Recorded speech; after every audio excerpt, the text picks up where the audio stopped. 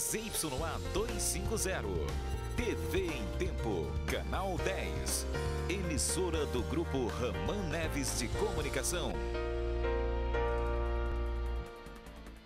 Assassinato em Parintins. Homem foi morto com 32 facadas e teve o pescoço cortado. Fiscalização no porto. Comissão encontra irregularidades no controle de embarcações que chegam à cidade. Emprego na indústria. Está aberta a temporada de vagas para o período de fim de ano. Futebol. Manaus fica de fora da Copa das Confederações. Ventania. Falta de árvores aumenta a velocidade dos ventos em Manaus e mesmo assim a população insiste em cortá-las. E na série especial dessa semana, você vai ver que ainda falta infraestrutura para integrar os municípios da região metropolitana à capital. O Jornal em Tempo já está no ar. Atenção, equipe de reportagem famosa.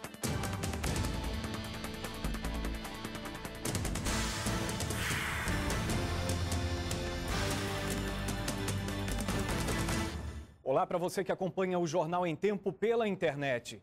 A Polícia Militar prendeu uma quadrilha acusada de roubar uma empresa no centro de Manaus. Foi a terceira vez que Daniel da Silva, de 18 anos, Benjamin Abidon Neto, de 23, e este adolescente de 15 anos roubaram esta empresa de qualificação profissional no centro de Manaus. Segundo a Polícia Militar, os acusados recebiam informações deste professor da escola, que também foi preso. A quadrilha tentou levar 4 envelopes com mais de R$ 1.200 antes de serem abordados pelos policiais. Então nós fizemos a abordagem e encontramos aí a arma de fogo e os objetos roubados, os envelopes contendo dinheiro. A partir de então nós checamos junto com o número do telefone que tinha lá e chegamos até o pessoal do Grupo Sucesso aí que havia sido assaltado. Um revólver calibre 38 foi apreendido. Os acusados vão responder pelos crimes de roubo e formação de quadrilha.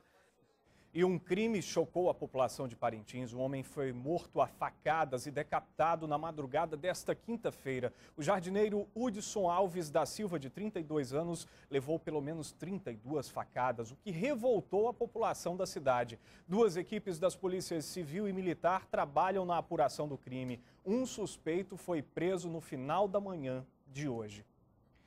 O porto privatizado de Manaus foi considerado seguro pela Comissão Nacional de Segurança Portuária, apesar de algumas irregularidades. 91 itens do plano de segurança, como acesso de pessoas, carros e cargas, foram fiscalizados. A comissão encontrou algumas irregularidades no controle e monitoramento de embarcações que chegam ao porto. Principalmente na área do perímetro da parte molhada do porto, né? O controle de acesso naquela área, o monitoramento daquela área ainda está ineficaz. Depois de notificado, o porto vai ter 60 dias para se adequar. Pelo meu entendimento, são não conformidades com relação ao controle de acesso pela água. Então, um procedimento de instalações de câmeras de vídeo, uma melhoria nas lanchas que dão apoio para exatamente controlar as embarcações que adentram o porto pela parte molhada. Ainda são poucos os postos que oferecem gás natural aqui em Manaus, mas a companhia responsável pelo serviço quer ampliar a distribuição. O gás natural é bem mais econômico que a gasolina.